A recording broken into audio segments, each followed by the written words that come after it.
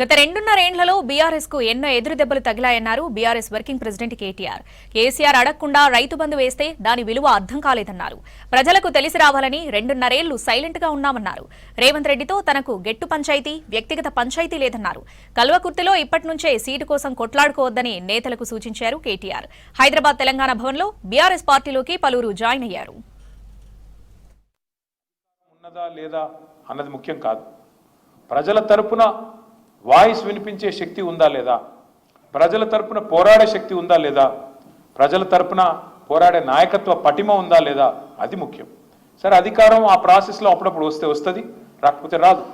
దాని గురించి ఏదో ఫికర్ అయిపోయి రేపు ఏమైపోతుందో, మనం అధికారంలో రాకపోతే కొంపలు అంటుకుపోతాయేమో, ఏమి కాదు. భూమి అట్లున్నది ఇట్లేం కాదు, ఆకాశం అట్లున్న ఇరిగి కింద పడదు. ఎవరు ముఖ్యమంత్రి ఉన్నా ఉండకపోయినా ఏం ఆగదు. కానీ ప్రజలు ఆలోచించుకోవాలి. ఎన్నికలు రాగానే కన్ఫ్యూజ్ కావద్దు. కేసీఆర్ గారు చిల్కకు చెప్పినాడు ప్రతి సభలో. మీ కల్వకుర్తికి కూడా వచ్చి చాలా సావధానంగా ఓపికగా చెప్పినారు కేసీఆర్ గారు. అమ్మ, తొందరపడకండి, గందరగోళ పడకండి, ఆగం కాకండి. అదంటారు చూడండి, ఈయనగాచి నక్కలపాలు చేసినట్టు చేయకండి.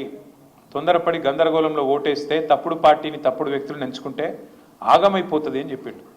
కానీ మీరు కల్వకుర్తిలో వినలేదు.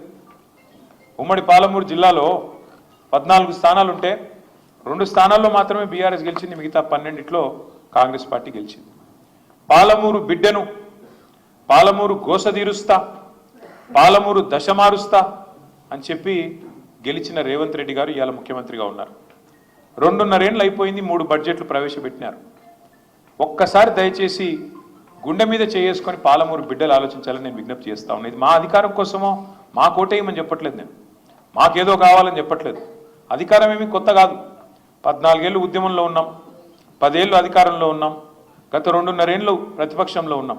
మళ్ళీ గెలిస్తే అధికారం వస్తుంది, కొత్త ఏం కాదు. అది విచిత్రం ఏంటంటే మన వాళ్ళు కూడా ఆ రోజు మీరు దండం పెట్టే అవసరం లేకుండా, దరఖాస్తు పెట్టే అవసరం లేకుండా, మేనిఫెస్టోలో హామీ ఇవ్వకుండా, డిక్లరేషన్లను మోసం చేయకుండా, ఏ రకమైన వ్యవహారం చేయకుండా, మీకు కడుపులో చల్లగదలకుండా మరి 11 సార్లు రైతు బంధు ఇస్తే అది అర్థం కాలేదు దాని విలువ మనకి. ఎందుకంటే అందుకే పెద్దలు చెప్తారు, అడగందే అమ్మాయినా పెట్టదు అని. కేసీఆర్ గారు అడగకుండానే పెట్టిండు, పెడితే దాని విలువ అర్థం కాలే. ఏమనుకున్నారు, ఎవడుంటే ఏంలే రైతు బంధు అవుతుందా, కేసీఆర్ ఏమని ఇంట్లోకెళ్ళి ఇస్తున్నాడా, ఇట్లా మాటలు చాలామంది పుల్ల విరుపు మాటలు మాట్లాడిన ఊళ్ళల్లో. మరి ఇదివరకు ఉన్నాడు ఎవడన్నా ఇంట్లోకెళ్ళి ఇచ్చిండా, ఇంటర్కి పొలం అమ్మిచ్చిండా?